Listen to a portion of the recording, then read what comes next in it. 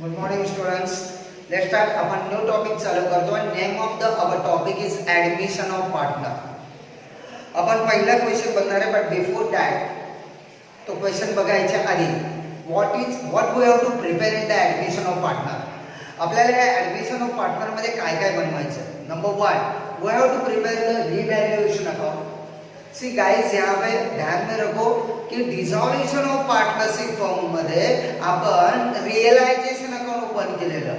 इथे आपला admission of partner आहे आणि in the admission of partner we don't want to open the realisation account, we want to go to open a revaluation account. ते दोघांचा शब्दांचा अर्थ वेगळा आहे. Realisation account is different and the revaluation account is different. In a realization account, we are going to sell our asset and paying the liability. But here, we have to revalue of the asset and liability, and that's why we have to prepare first a revaluation account. And for the revaluation account, you have to leave the 10 lines.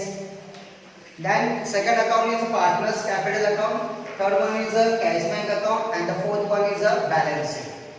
So in the dissolution of partnership firm, we are not going to prepare the balance sheet. Why we are not going to prepare the balance sheet? The reason is simple, because we close down the business.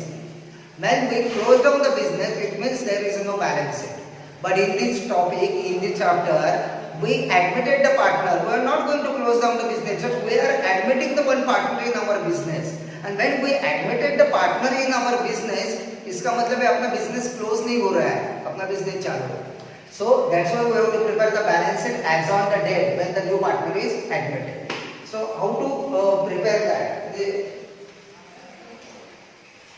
See, always you keep in your mind, you have to solve the question like this. First 10 lines, 10 to 12 lines. Leave the 12 lines for the revaluation account. Then 6 to 7 lines or 8 lines for partners capital account. And hardly 5 to 6 line, because यहाँ पे cash bank account में कोई भी ज़्यादा transaction नहीं है. Just like in dissolution there are more transaction in the cash bank, but here in the admission of partner there is nothing, ज़्यादा transaction नहीं है cash bank. So hardly 5 to 6 line is more than enough for cash bank. And on whole page you have to utilise for, I repeated here, the 12 lines for revaluation account, 8 lines or 10 lines. You take a 10 lines for the partners capital account, and the remaining 8 lines or rest of the page, whatever the 5 to 6 line, utilize for the cash bank account. Okay? And in the same here, the more than half page, and जितना आपका page is 75% page, you have to draw the balance sheet. Is that clear? Then rest of the page you have to utilize for working note. Okay? Let's start today. We are going to start the first problem. आपण पहिला problem आपला start करतोय, admission of partner. पहिलं म्हणजे आपल्याला problem मध्ये काय दिलेलं असं, what is given in the problem. आपल्याला प्रॉब्लेम मध्ये काय दिलंय. सो लक्षात ठेवायचं की आपल्याला प्रॉब्लेम मध्ये त्यांनी दिलेलं आहे नंबर 1 बॅलन्स शीट. आपल्याला प्रॉब्लेम मध्ये बॅलन्स शीट दिलेले आहेत आणि ऍडजस्टमेंट दिलेले आहे. ठीक आहे. आपल्याला काय बनवायचं, revaluation account, partners capital account, cash bank account end the balance. यहाँ तक ओके. डिसॉल्यूशन ऑफ पार्टनरशिप आणि ऍडमिशन ह्या दोघांमध्ये आपण सॉल्व करताना थोडीशी चेंज आहे, थोडासा फरक आहे. In the dissolution of partnership form we are going to empty the balance sheet. पूरा का पूरा बैलेंस शीट हम लोग एम्प्टी करते हैं in 4 steps. And then number 5 do as per adjustment. इथे तसं नाहीये. इथे आपल्याला फक्त 3 स्टेप मध्ये प्रॉब्लेम सॉल्व करायचे. हा, पण त्याच्यासाठी तुम्हाला त्या 3 गोष्टी माहिती पाहिजे. Number 1, when the new partner enter into business, जेव्हा नवीन पार्टनर आपला बिझनेस मध्ये येतोय, he must bring the capital. Number 2, he must bring the goodwill. आणि मी तुम्हाला ऑलरेडी येस्टरडे माझ्या एका लेक्चर मध्ये, आधीच्या व्हिडिओ मध्ये मी तुम्हाला सांगितलेलं आहे की तुम्हाला ऍडमिशन ऑफ पार्टनर मध्ये काही नाही कळलं तरी चालेल, पण तुम्हाला गुडविलची ट्रीटमेंट आलीच पाहिजे, because goodwill is a soul of your admission of partner. Then the third one, when the new partner is admitted into the business, the third one is the revaluation of asset and liability. When the new partner makes the revaluation of asset and liability, that is very easy and is not a difficult concept. Okay? How to solve the problem? Step 1, step 2, step 3. That we know the step 2. दोन step 3 आपल्याला माहिती आहे, जे आपण dissolution मध्ये already आपण केलेलं आहे. ओके, स्टेप नंबर 1 काय आहे? स्टेप नंबर 1 काय आहे? Step number 2. Step number 1 transfer respective balance to respective ledger account. Step number 2 distribute reserve fund, general reserve to profit and loss account to the partner in their profit sharing ratio, and the step number 3 do as per adjustment. That's it. In these 3 steps you have to solve the admission of partner. See बाळांनो, हा topic आहे ना खूप सोपा आहे, खूप सोपा आहे. म्हणजे याच्यामध्ये शिकण्यासारखं भरपूर आहे. An number of variety, around I think 10 to 15 नवीन नवीन कन्सेप्ट आहे. डिसॉल्युशन मध्ये न्यू कन्सेप्ट असं काहीच नाही आहे, but in the admission of partner 10 to 15 new concept आहे. And that's why this is a very interesting topic. हा टॉपिक जर तुम्ही शिकला, म्हणजे जर तुम्हाला ऍडमिशन ऑफ पार्टनर जर चांगलं आलं तर डेफिनेटली रिटायरमेंट तुम्हाला येणार आणि डेफिनेटली डेट ऑफ पार्टनर सुद्धा येणार. पण जर तुम्हाला ऍडमिशन नाही आलं तर तुम्हाला डेट नाही येणार आणि तुम्हाला रिटायरमेंट पण नाही येणार. So the 2 more topic are totally depend on the admission of partner. I will try to my best level की तुम्हाला चांगल्या पद्धतीने समजावण्याचा मी प्रयत्न करेन, but you also try to best your level की तुम्हाला ते कळलं पाहिजे. ओके, आपण लेट स्टार्ट करतो. आपण पहिला क्वेश्चन बघतो, क्वेश्चन नंबर 15 आपल्या नोट्स मधला question number 15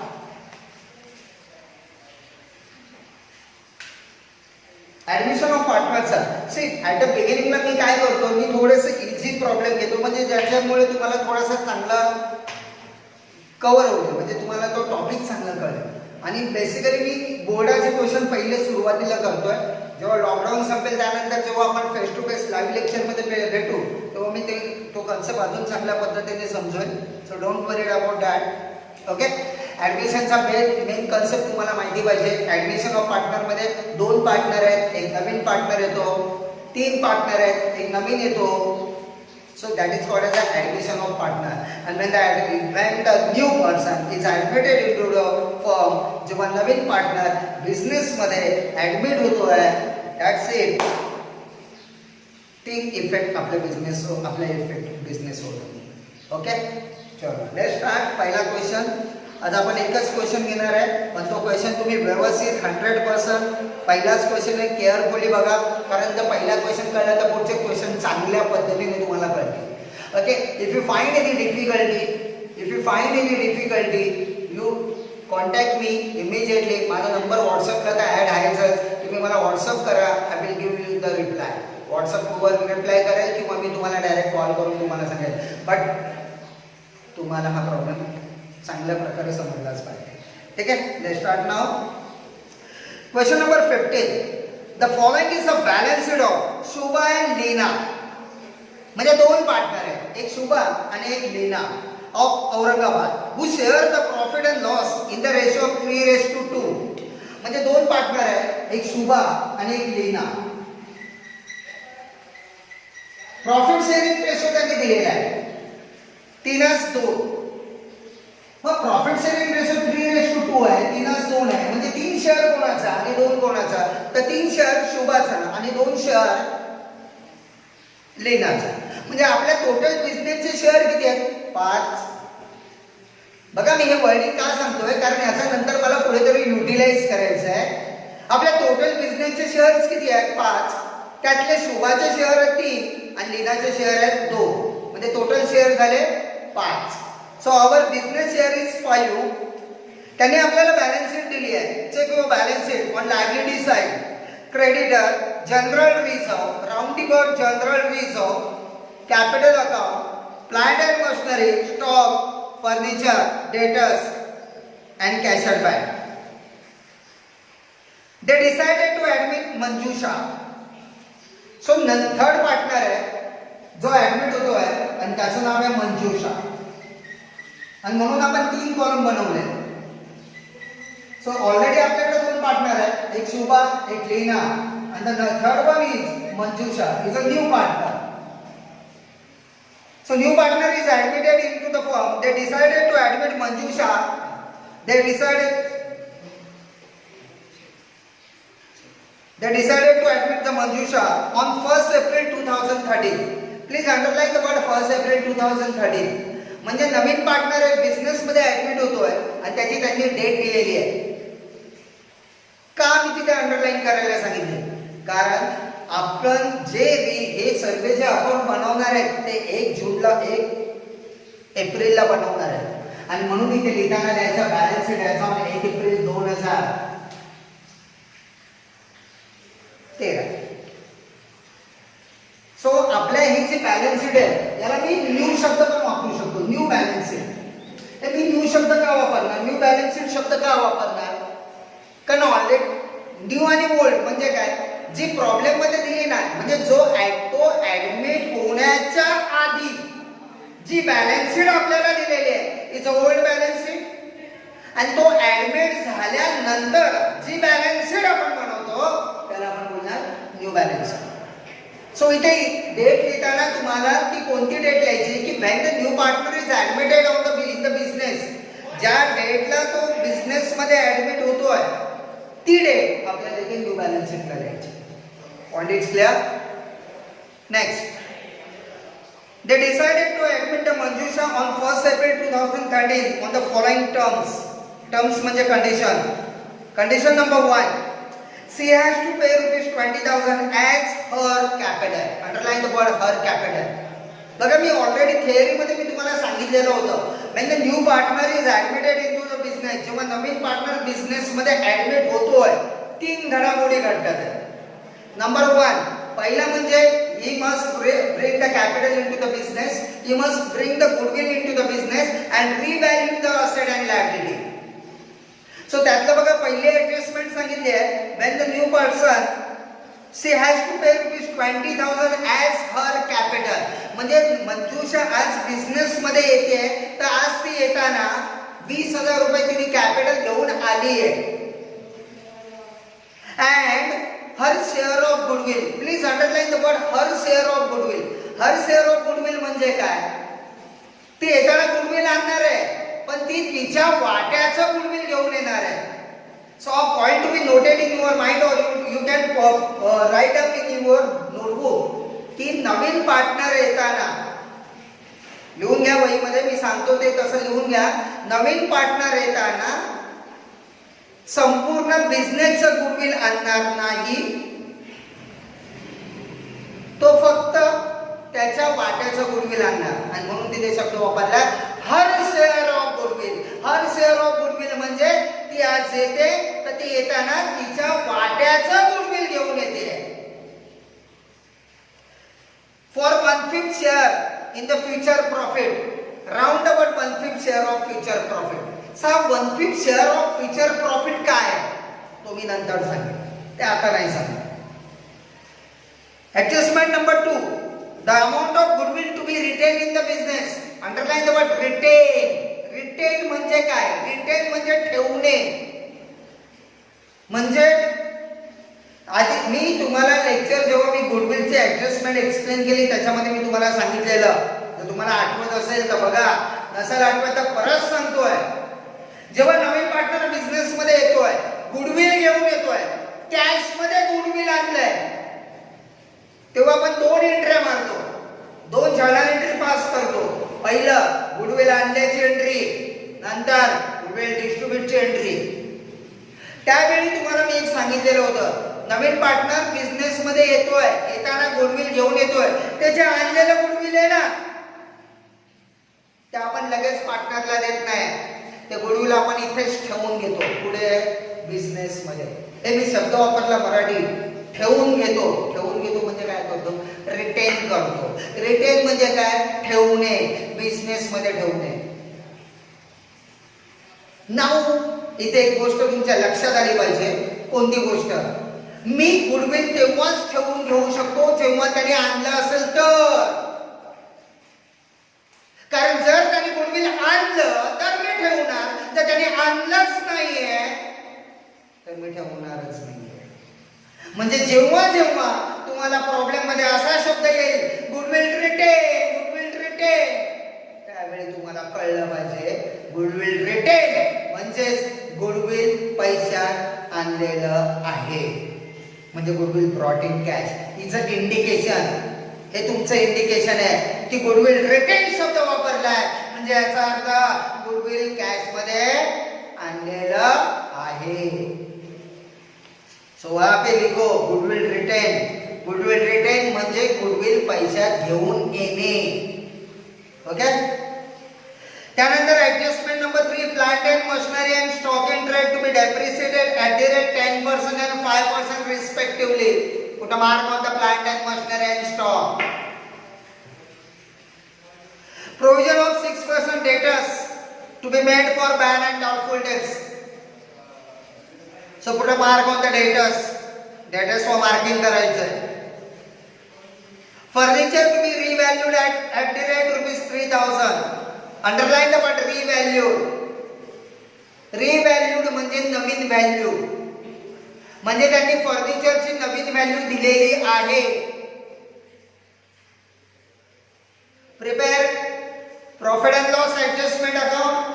profit end loss adjustment account म्हणजे रिवैल्यूएशन अकाउंट. दो का नाम सेम है. आप कुछ भी लिखो, रिवैल्यूएशन लिखो, प्रॉफिट एंड लॉस एडजस्टमेंट लिखो, कुछ भी लिखो, कोई प्रॉब्लम नहीं, चलेगा.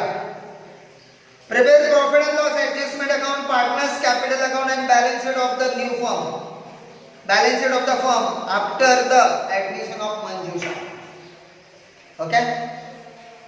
सो इथे काय करायचं आहे, जेव्हा आपण प्रॉब्लेम वाचतो, प्रॉब्लेम वाचल्यानंतर आपण ऍडजस्टमेंट वाचल्यानंतर ज्या ज्या आयटमवर ऍडजस्टमेंट आहे, म्हणजे बॅलन्स शीट आपल्याला जी दिलेली आहे त्या बॅलन्स शीट मध्ये ज्या ज्या आयटमवर ऍडजस्टमेंट आहे त्याच्यावर टिक मार्क करायचे. टिक मार्क याच्यासाठी करायचे की आपल्याला कळलं पाहिजे की या आयटमवर ऍडजस्टमेंट आहे आणि म्हणून आपण टिक मार्क करायचे. ठीक आहे. Let's start. आपल्याला प्रॉब्लेम स्टार्ट करायचा आहे. मी स्लोली शिकवण्याचा प्रयत्न करतोय. पहिलाच प्रॉब्लेम आहे, समजून घ्यायचा प्रयत्न करा प्लीज. ओके. Step number 1. काय step number 1? Transfer respective balance to the respective ledger account. म्हणजे आपण जे जे लेजर अकाउंट ओपन केलेले आहेत त्या त्या लेजर अकाउंटला त्यांचा बॅलन्स ट्रान्सफर करायचा. पहिले रिव्हॅल्युएशन अकाउंट, रिव्हॅल्युएशनचा बॅलन्स कुठेच नाहीये. पार्टनर्स कॅपिटल अकाउंट हो आहे. कोणाचा बॅलन्स आहे? शुभा आणि लीना. सो इथे लिहिणार हा बॅलन्स ब्रॉट डाउन. शुभाचा बॅलन्स आहे 30,000 आणि लीनाचा बॅलन्स आहे 20,000. मंजू डॅश. सो मंजूषाचा बॅलन्स का नाही आहे? हे जर तुम्ही ती बॅलन्स शीट बघितलं तर त्या बॅलन्स शीट मध्ये नाव कोणाचं आहे? शुभा आणि लीना. या दोनच पार्टनरचं नाव आहे.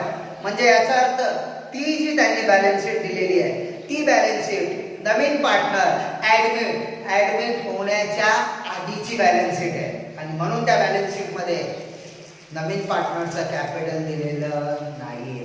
Because this is a old balance sheet. Okay.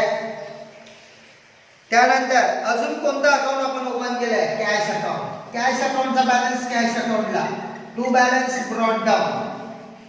हे आता मी डेबिटला का आणि क्रेडिटला का लिहिलंय हे सांगायची गरज नाहीये, कारण आता तेवढे तुम्ही हुशार झालेला मला माहिती आहे. You are very brilliant student of the Raj classes.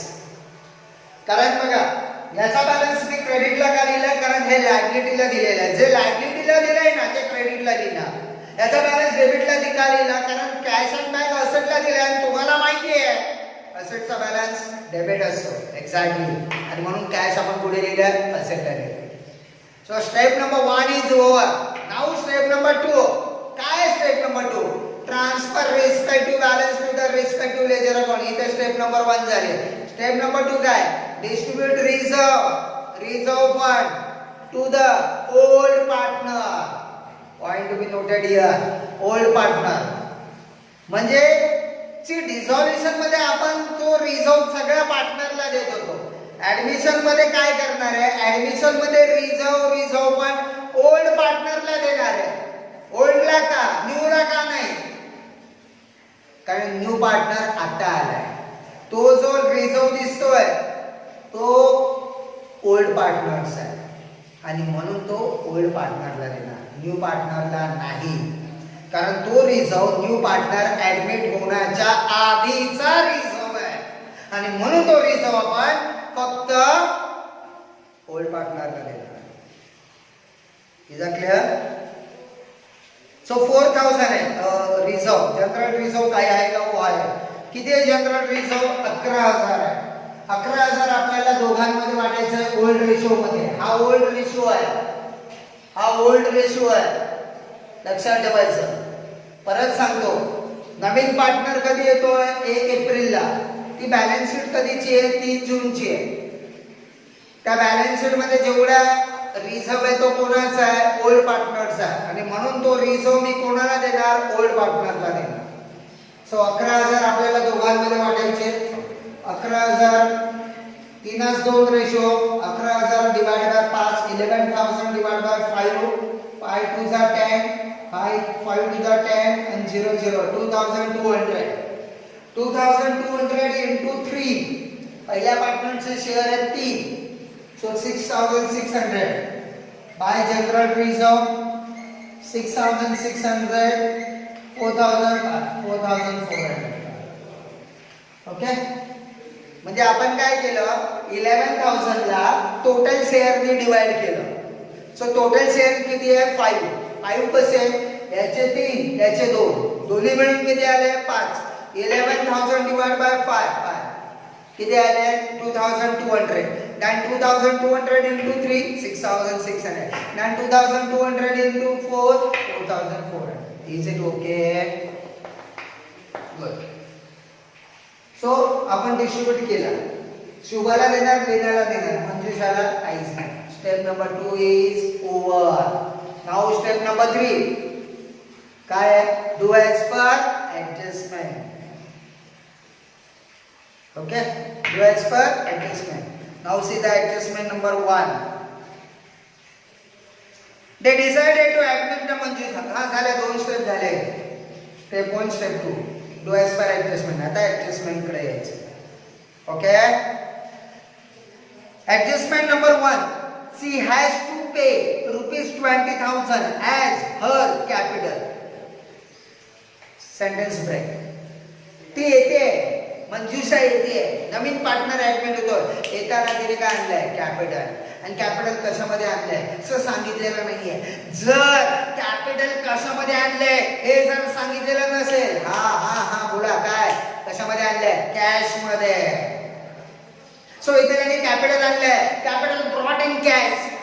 बोलो काय एंट्री आहे ना? ऑलरेडी तुम्ही एंट्री पाठ केलेली आहे बाळांनो. तुम्हाला मी सांगितलेलं आहे एंट्री काय कसं आधीच्या व्हिडिओ मध्ये. बोलो एंट्री बोलो. Right. Cash account debit to Manjusha capital account. आपल्याकडे कॅश आली. हे आपण एंट्री काय होणार? Cash account debit to Manjusha capital account. आपण ना जशी एंट्री बोलतो ना, आपण तशी एंट्री लिहायची. आपण काय बोललो? Cash account debit. आपल्याकडे कॅश आली आहे म्हणून कॅश अकाउंटच्या डेबिटला to Manjusha capital account. 20,000. So पहिला इफेक्ट कॅशच्या डेबिटला. का कॅशच्या डेबिटला? कॅश कमसी, कॅश आपल्याकडे आली आहे म्हणून कॅश अकाउंटच्या डेबिटला टू मंजुषा कॅपिटल अकाउंट. मग दुसरा इफेक्ट, सी लक्षात ठेवायचा, कधी पण आपण अकाउंट शिकतो, अकाउंट शिकताना ह्या 2 गोष्टी लक्षात ठेवायचा. प्रत्येक ट्रान्झॅक्शनचे आपल्याला 2 इफेक्ट द्यायचे. सो पहिल्या इफेक्टला आपण कॅशच्या डेबिटला टू मंजुषा कॅपिटल अकाउंट. मग दुसरा इफेक्ट कुठे देणार? दुसरा इफेक्ट मंजुषाच्या क्रेडिटला by cash back 20,000. That's it. Capital आणल्याची एंट्री झाली. Very good. Now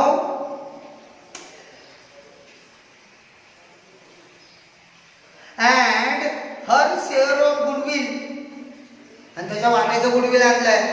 her share of goodwill for 1/5 share in future profit. आणि ऍडजस्टमेंट मध्ये 2 मध्ये सांगितलंय the amount of goodwill to be retain in the business. To be retain.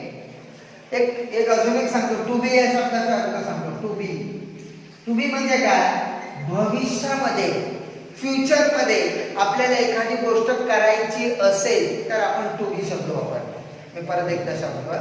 To be म्हणजे काय? In future मध्ये आपल्याला एखादी गोष्ट करायची असेल, म्हणजे एखादी क्रिया करायची असेल तर त्या शब्दाच्या आधी टू बी शब्द वापरतात. जेवायचंय, टू बी इट.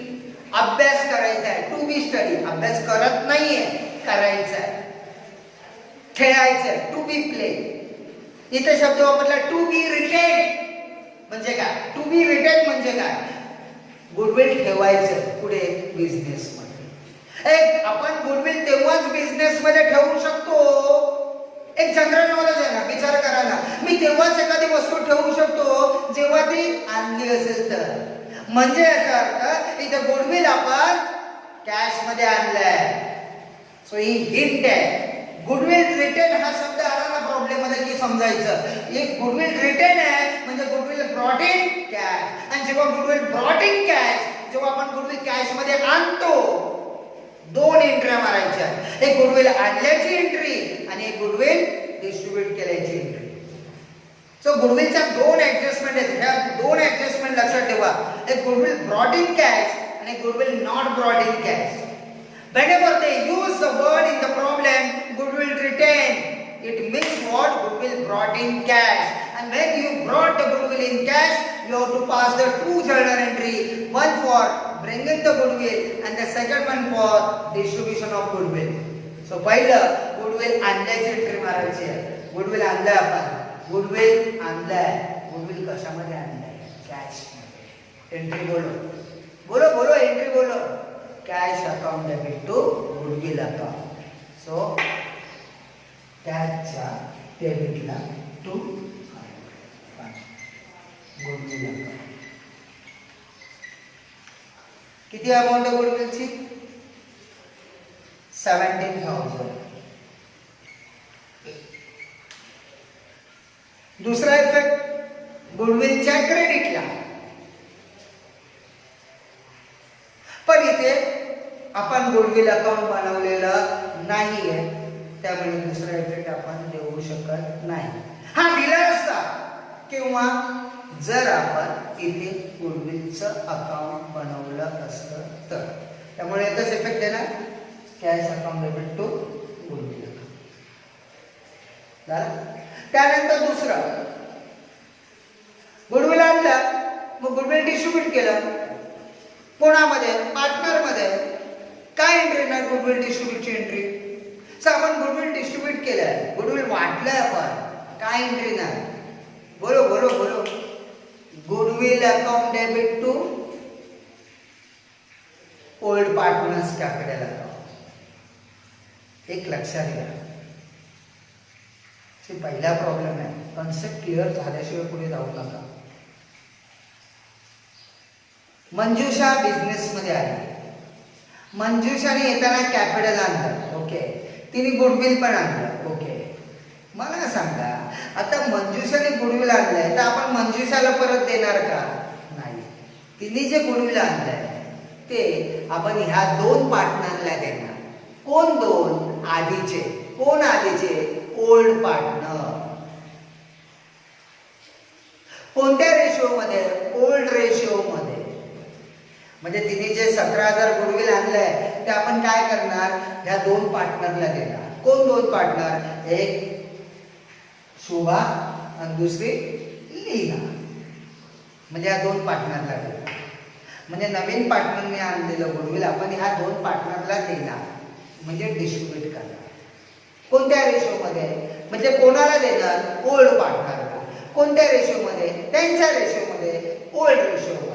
म्हणजे शॉर्टकट लाईन लक्षात ठेवायचं, जेव्हा तो पार्टनर गुडविल घेऊन येणार आहे तर गुडविल आपण ओल्ड पार्टनर मध्ये डिस्ट्रीब्यूट करणार, ओल्ड रेशिओ मध्ये. कळतंय? सो गुडविल डिस्ट्रीब्यूटची एंट्री काय आहे? Goodwill account debit to partners capital account. म्हणजेच आता इथे गुडविलचं अकाउंट नाही बनवलंय. जर गुडविल अकाउंट बनवलं असतं तर पहिला इफेक्ट गुडविलच्या डेबिटला दिला असता, पण इथे गुडविल अकाउंट बनवलेलं नाहीये, मग दुसरा इफेक्ट पार्टनरच्या क्रेडिटला. सो पार्टनर्स कॅपिटलच्या क्रेडिटला बाय गुडविल 17,000 दोघांमध्ये वाटायचं आहे. ओल्ड रेशो 5 3 15 5 चौक 20 3,400. मग 3,400 इंटू 3 3,400 इंटू 3 10,200. 3,400 इंटू 2 6,800.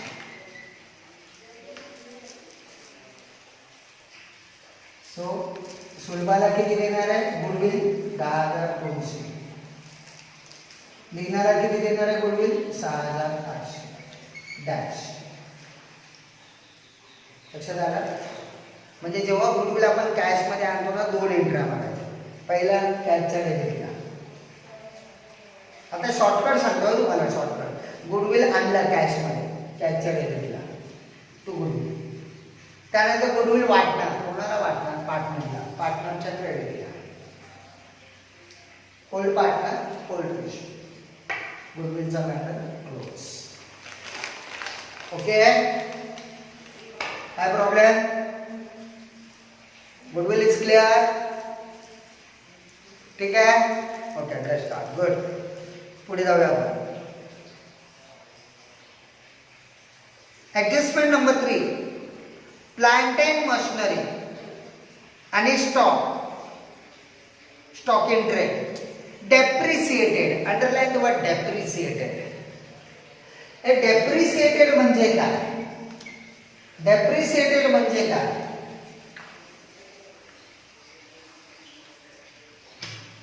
डेप्रिसिएटेड म्हणजे डेप्रिसिएशन म्हणजे काय? इंग्लिश मध्ये त्याला म्हणतात decrease in the value of asset. म्हणजे असेटची व्हॅल्यू कमी होते. ज्या अमाऊंटनी असेटची व्हॅल्यू कमी होते त्या अमाऊंटला बोलणार आपण डेप्रिसिएशन. असेटची व्हॅल्यू कमी झाली. मी तुम्हाला सांगितलं ना जेव्हा नवीन पार्टनर ऍडमिट होतो तेव्हा 3 गोष्टी घडतात. Number 1 he must bring the capital. Number 2 goodwill. Number 3 revaluation of asset and liability. Asset and liability revaluation होतात म्हणजे काय होतं? जर असेटची व्हॅल्यू वाढते किंवा कमी होते. जर असेटची व्हॅल्यू वाढली प्रॉफिट रिव्हॅल्युएशनच्या क्रेडिटला. असेटची व्हॅल्यू कमी झाली लॉस रिव्हॅल्युएशनच्या डेबिटला. लायबिलिटी वाढली लॉस रिव्हॅल्युएशनच्या डेबिटला. लायबिलिटी कमी झाली प्रॉफिट रिव्हॅल्युएशनच्या क्रेडिटला. ओके. सो डेप्रिसिएशन म्हणजे काय? लिहून ठेवा तिथे decrease in the value of asset. आपल्या असेटची व्हॅल्यू कमी झाली आहे. आता ही ऍडजस्टमेंट कशी सॉल्व्ह करायची? Plant and machinery and stock in trade depreciated by 10% and 5% respectively. Underline the word respectively. म्हणजे मशीनची व्हॅल्यू 10% कमी झाली आणि स्टॉकची व्हॅल्यू 5% कमी झाली. ठीक आहे. आता इफेक्ट कसा द्यायचा? एकदम सोपा आहे हो. सांगतो. बॅलन्स शीट मध्ये बघा. बॅलन्स शीट मध्ये प्लांट अँड मशिनरी किती आहे? 24,000. Plant and machinery 24,000. आपल्या ओल्ड बॅलन्स शीट मध्ये जे प्रॉब्लेम मध्ये दिली ती ओल्ड बॅलन्स शीट आहे. ओल्ड बॅलन्स शीट मध्ये प्लांट अँड मशिनरीची व्हॅल्यू किती आहे? 24,000. ठीक आहे. सो आपण नवीन बॅलन्स शीट मध्ये लिहिलं plant and machinery 24,000. Inner column मध्ये हे 2 कॉलम आहेत, एक आउटर आणि एक इनर. लक्षात ठेवायचं टोटल हे आउटर कॉलमचीच करतात. इनर कॉलम कशासाठी? प्लस किंवा मायनस करण्यासाठी. हा जो इनर कॉलम आहे हा इनर कॉलम कशासाठी? आपल्याला प्लस किंवा मायनस करण्यासाठी. ओके. प्लांट अँड मशिनरी लिहिलं मी इथे 24,000. आता ऍडजस्टमेंट मध्ये काय सांगितलंय? प्लांट अँड मशिनरी 10% कमी झाली. म्हणजे प्लांट अँड मशिनरीची व्हॅल्यू 10% कमी झाली. ठीक आहे. प्लांट अँड मशिनरी 24,000 केलं लेस. कमी झाल्यामध्ये लेस. डेप्रिसिएशन 10%. 24,000 वर 10% 2,400. 0 0. 10 तून 4 गेले 6. 3 मधून 2 गेले 1 2. 21,700. ना आता थिंक करा. आता विचार करा. माझ्या मशीनची व्हॅल्यू आधी किती होती? 24,000. आता किती आहे 21,600. हे असेटची व्हॅल्यू वाढली की कमी झाली? तर असेटची व्हॅल्यू कमी झाली. असेटची व्हॅल्यू कमी झाली ना म्हणजे आपला लॉस, आणि लॉस कुठे घेतो? रिव्हॅल्युएशनच्या डेबिटला. सो रिव्हॅल्युएशनच्या डेबिटला द्यायचं टू प्लांट अँड मशिनरी. किती अमाऊंटची व्हॅल्यू कमी झाली आहे? 2,400. लक्षात आलं? गुड. स्टॉक, हे स्टॉकची पण व्हॅल्यू कमी झाली. कितीनी? 5%. स्टॉक एक लाईन सोडा इथे. स्टॉक ओल्ड बॅलन्स शीट मध्ये बघा स्टॉक किती दिलाय. ओल्ड बॅलन्स शीट मध्ये बघा स्टॉक किती दिलाय? 16,000. 5% कमी झाली. लेस डेप्रिसिएशन 5%. 16,000 10%. 16,000 5% काढायचा. 5%. 16,000 5%. 16,000 इंटू 5/100. टक्के कसे काढतात? पर्सेंटेज कसे काढतात? 5% सांगितलंय. 5/100. 2 0 गेले. 160 इंटू 5. 505. 500. 5 6 30. 5 1 5. 5 3 8. 800. वजाबाकी करून अमाउंट बाहेर द्यायचे. 0 10 minus 8 2 5 6 में से 1 है 5 1. ठीक आहे. Now you think here. आधी असेटची व्हॅल्यू किती होती? 16,000. आता किती आहे? 15,200. व्हॅल्यू कमी झाली. असेटची व्हॅल्यू कमी झाली म्हणजे आपला लॉस, आणि लॉस पुढे घेतो रिव्हॅल्युएशनच्या डेबिटला टू स्टॉक. कितीनी कमी झाली व्हॅल्यू? 800. म्हणजे कितीचा लॉस झाला? 800. ओके. म्हणजे थोडक्यात काय सांगू का तुम्हाला? डिफरन्स लिहायचा. डिफरन्स. हा डिफरन्स लिहायचा. हा got it. Next number 4. Provision of 6% on debtors. Underline 6% on debtors. म्हणजे 6% काढायचे. कशावर? डेटर्सवर. Be made for bad and doubtful debts. Underline the word bad and doubtful debts. आणि लिहा तिथे RDD. बघा मी पहिल्यांदा डिझॉल्युशनचा प्रॉब्लेम टॉपिक संपवला. त्या डिझॉल्युशन मधला काहीतरी कन्सेप्ट मला थोडासा इथे वापरायचा आहे, किंवा तुम्ही बघितलं असेल तुम्हाला कळेल. तुम्हाला RDD बॅलन्स शीट मध्ये बघितलं असेल. RDD काय करतो? बॅलन्स शीट मध्ये डेटर्स मधून लेस. बस हेच कळलं पाहिजे. काय करतो RDD? बोला बोला बोला. काय करतो RDD? डेटर्स मधून लेस. एक्झॅक्टली. बस कळलं तुम्हाला. आन्सर मिळालं. मला सांगायची गरज नाही, तुम्हाला मिळालं. चल डेटर्स म्हणजे ऍडजस्टमेंट डेटर्स वर आहे. एक लाईन सोडायची.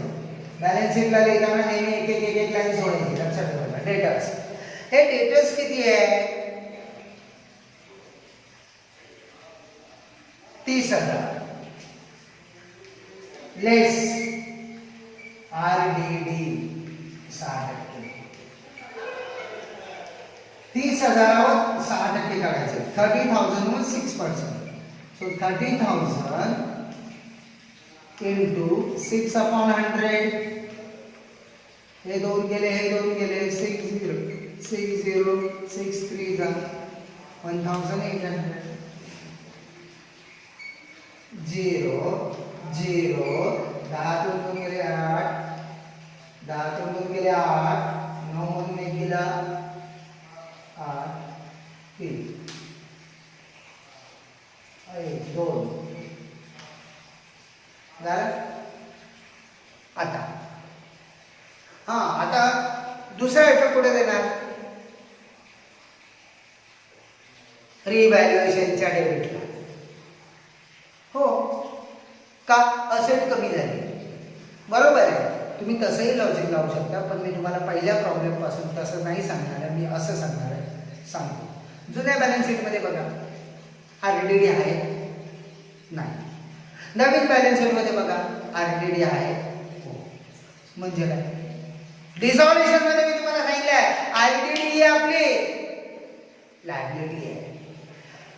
ओल्ड बॅलन्स शीट मध्ये लायबिलिटी आहे का नाही. न्यू बॅलन्स शीट मध्ये लायबिलिटी आहे का हो आहे. म्हणजे लायबिलिटी वाढली. RDD ही आपली लायबिलिटी आहे. आधीच्या बॅलन्स शीट मध्ये नव्हती, आताच्या बॅलन्स शीट मध्ये आहे. म्हणजे RDD वाढली, लायबिलिटी वाढली. Loss revaluation 1800. That's it. Good. Now adjustment number 5. 5 number adjustment. Furniture is to be revalued at the rate ₹3,000. म्हणजे ना फर्निचरची व्हॅल्यू रिव्हॅल्यूड शब्द वापरला. Please underline the word revalued. पहिलं म्हणजे रिव्हॅल्यूड म्हणजे काय? तर रिव्हॅल्यूड म्हणजे नवीन व्हॅल्यू. म्हणजे इथे त्यांनी फर्निचरची डायरेक्टली नवीन व्हॅल्यू दिली आहे. एक रूल लिहून घ्या वहीमध्ये. रिव्हॅल्यू म्हणजे नवीन व्हॅल्यू आणि नवीन व्हॅल्यू आपण नेहमी बाहेरच्या कॉलम मध्ये लिहितो. ठीक आहे. म्हणजे ही त्यांनी ना फर्निचरची आजची व्हॅल्यू दिलेली आहे. ही त्यांनी फर्निचरची नवीन व्हॅल्यू दिली आहे आणि नवीन व्हॅल्यू आपण ना बाहेरच्या कॉलम मध्ये लिहितो. बॅलन्स शीट मध्ये बघा तुमच्या फर्निचर दिले आहे. किती दिले फर्निचर 2000. नवीन व्हॅल्यू आपण बाहेर लिहितो. सो नवीन व्हॅल्यू आपण बाहेर लिहितो. नाउ यू थिंक हियर फर्निचरची जुनी व्हॅल्यू किती आहे 2000. नवीन व्हॅल्यू किती आहे 4000. व्हॅल्यू वाढली की कमी झाली? वाढली. Add increase 2. असेटची व्हॅल्यू वाढली. असेटची व्हॅल्यू वाढली आपला 3000. असेटची व्हॅल्यू वाढली. असेटची व्हॅल्यू आपला प्रॉफिट झाला. प्रॉफिट रिव्हॅल्युएशनच्या ट्रेडला बाय फर्निचर 1000.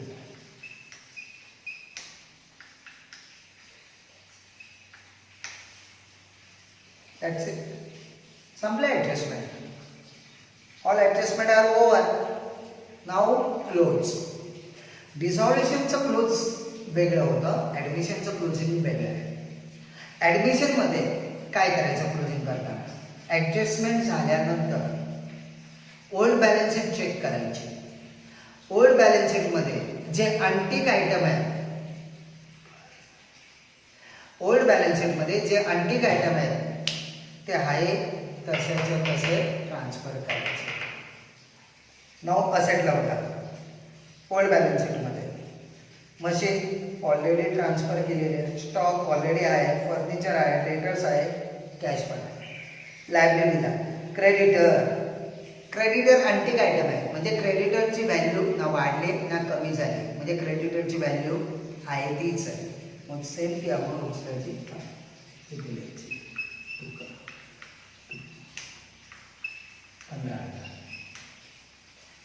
ठीक आहे. जनरल रिझर्व कॅपिटल अकाउंट ते ऑलरेडी ट्रान्सफर झालेलं आहे. झालं. आता first close the revaluation account. How to close? Single line, double underline. क्रेडिटला 1000 आहे, डेबिटला 2000 1000 आहे. म्हणजे डेबिट साइड आपला जागा आहे. So first to calculate total the debit side. 8 8 16 आणि 4 20 5000. 5000 minus 1000 4000. This is your loss by revaluation loss transfer to partners capital account. आता हा जो लॉस आहे ना, हा लॉस आपण ओल्ड पार्टनरला देणार, न्यू पार्टनरला नाही. का न्यू पार्टनरला का नाही देणार? कारण तो आता आला, त्यामुळे न्यूला नाही. ओल्ड म्हणजे दोघांमध्ये वाटतं. शुभा आणि लीना, 3:2 रेशो. 4,000 डिवाइड बाय 5, दोघांची टोटल किती 5 आहे. 4,000 डिवाइड बाय 5, 5 8 जा 40, 0 0, 800 आहे. 800 into 3, 2,400. 800 into 2, 1,600. सो हा पहिला इफेक्ट. हा पण प्रॉफिट आणि लॉस झाला. रिव्हॅल्युएशनच्या क्रेडिटला हा लॉस पार्टनर्स कॅपिटलला ट्रान्सफर करायचा आहे. पार्टनर्स कॅपिटलला. सो याच्या क्रेडिटला याच्या डेबिटला. To revaluation account 2,400, 1,600 dash. Now partners capital account close करायचं आहे. You to close the partners capital account. 20,000, 20,000, 20,000, कुछ भी नहीं है. 20,000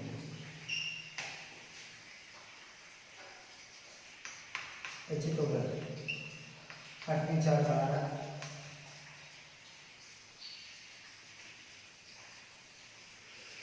6,411, 31,200. त्याची total 1,600. So credit side is higher. So credit में से हम लोग डेबिट माइनस करेंगे. 31,200 में से 1,600 गया. 0 0, 12 minus 6 6, 9 2, 29,600. बाद में यहाँ पे 0 0, 6 plus 2 8, 6 4, 46,800. 46,800 में से 2,400 गया. 8 में से 4 गया, 4 6 में से 2 4, 2 बैलेंस कैरी डाउन.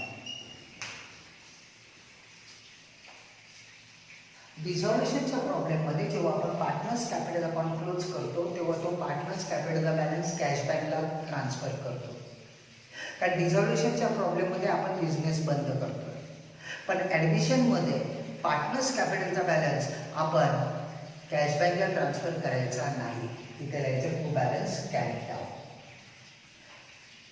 इथे लिहिलं बाय बॅलन्स ब्रॉट डाऊन हा ओपनिंग बॅलन्स आणि इथे लिहिलं टू बॅलन्स कॅरी डाऊन हा क्लोजिंग बॅलन्स आहे. हा पार्टनर्स कॅपिटलचा क्लोजिंग बॅलन्स आहे. हा शुभाचा क्लोजिंग बॅलन्स 44,400, मीनाचा क्लोजिंग बॅलन्स 29,600 आणि मंजुषाचा क्लोजिंग बॅलन्स 20,000. आता बॅलन्स आपण बॅलन्स शीटला लिहिणार आहोत. मग बॅलन्स शीटला कुठे लिहिणार सांगतो. हा बॅलन्स कुठे डेबिटला, ट्रान्सफर करताना क्रेडिटला. आता बॅलन्स शीटला लायबिलिटी आणि असेट आहे आणि लायबिलिटीचा बॅलन्स क्रेडिट असतो म्हणून क्रेडिटला कॅपिटल. शुभा, लीना, मंजुषा 44,400,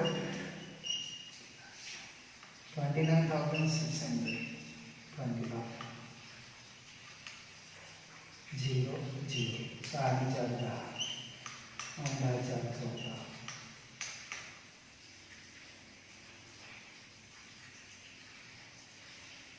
4,209 झालं.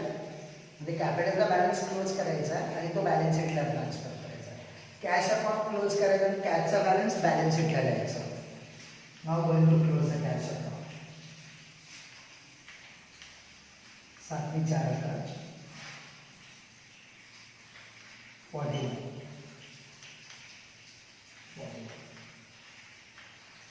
बॅलन्स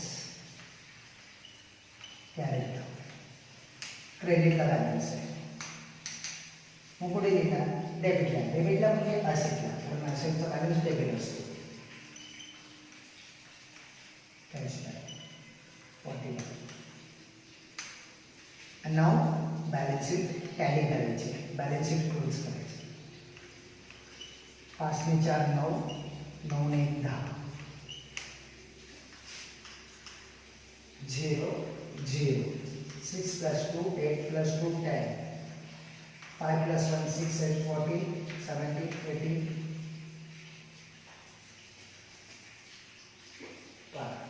6 8 14, 3 17, 18, 2 20. चुकता है 6 2 8 2 10 झालं 5 6 8 7 14 3 17 18 19 1 2 3 2 5 4 9 10 1,09,000 टोटल म्हणजे इथे बॅलन्स शीटची टोटल करायची लायबिलिटीची टोटल लायबिलिटीला असेटची टोटल असेटला काय डाऊट पहिल्या रिव्हॅल्युएशन क्लोज करायचं बॅलन्स कॅपिटल क्लोज करायचं बॅलन्स शीटला कॅश क्लोज करायचं बॅलन्स शीटला लायबिलिटीची टोटल लायबिलिटीला असेटची टोटल असेटला दोघांचे टोटल सेम आल्या पाहिजे जेवढी असेट आहे तेवढीच लायबिलिटी ठीक आहे चलो all the best do well okay